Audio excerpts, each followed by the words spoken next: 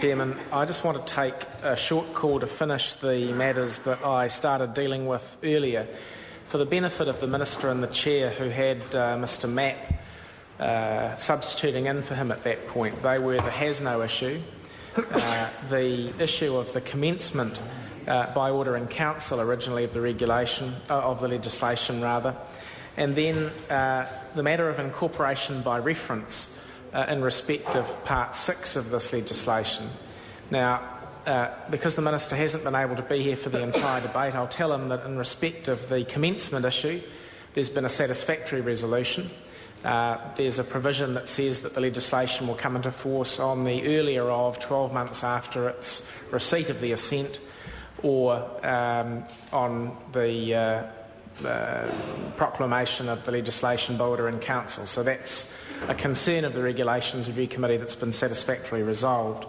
On the Section 42C3 issue, the Minister says, well, the issue is that one procedure deals with GMOs, the other deals with non-GMOs, therefore that's the reason for the difference.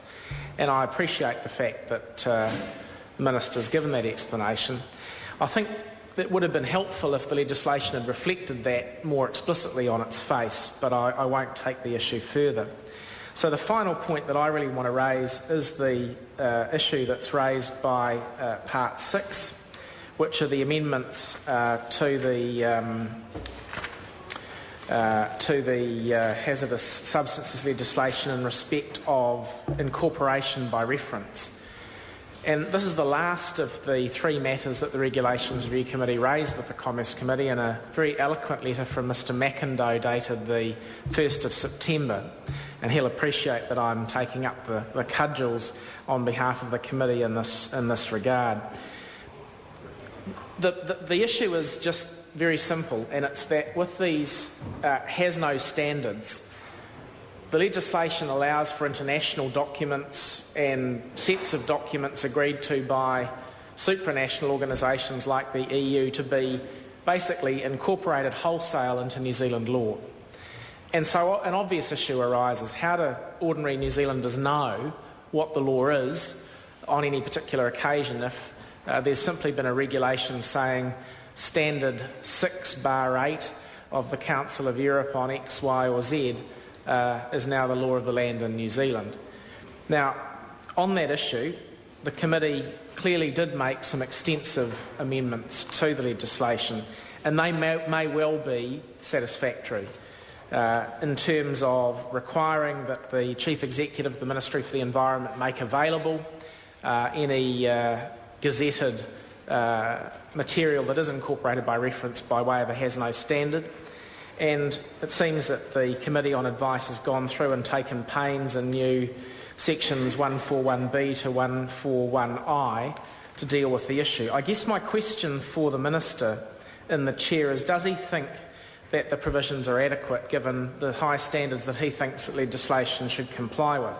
And the specific provisions I'm referring to for the Minister's benefit are 141D3. This is a provision that says material that ceases to have effect does not cease to have legal effect as part of a notice of transfer in which the material is incorporated by reference. That's a very odd provision, I have to say. 141F5, a failure to comply with this section does not invalidate regulations that incorporate material by reference or group standards or codes of practice that incorporates material by reference. And then similar provisions in 141G6, 141H4, 141I2.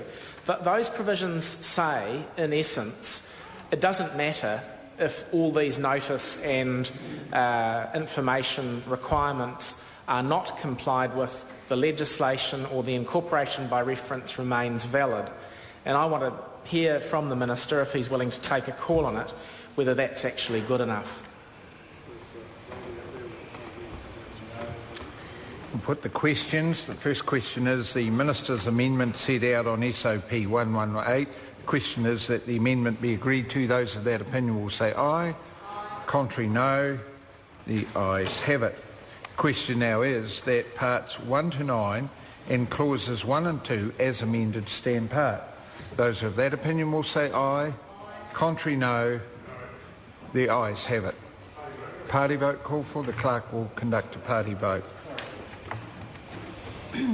New Zealand National. 58 votes in favour. New Zealand Labour. 43 votes in favour. Green Party. 9 votes opposed. ACT New Zealand. Votes in favour. Maori Party. E lima ngā pōti kore whakai. Progressive. 1 vote in favour. United Future. 1 vote in favour.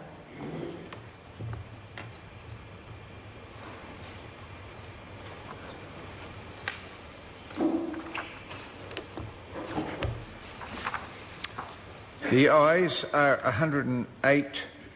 The noes are 14. The ayes have it. Mr Chairman. Honourable Rodney Hyde. Mr Chairman, I move supplementary order paper number 117